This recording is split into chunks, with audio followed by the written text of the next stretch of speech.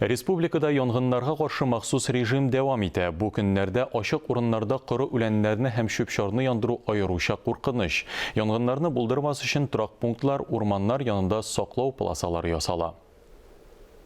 Территория Старозакамского. Мессенджерларга мондый кадрлар көнгә беренче тапкыр килә. Болыннарда күз күреме җиткән кадәр урыннарда төтенне күреп алырга мөмкин. Янгыннарны булдырмас өчен ныклы контроль урнаштырырга кирәк. Тик еш кына кешеләрнең ваемсызлыгы, тәмәке төпчеген ташлап калдыру сәбәпле корган үләнгә ут кабырга мөмкин.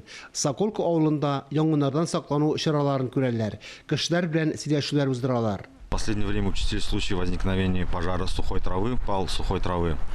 Без янгыннардан саклану чаралары турында сөйләшүләр үткәрәбез, кисәтү кәгазьләре таратабыз.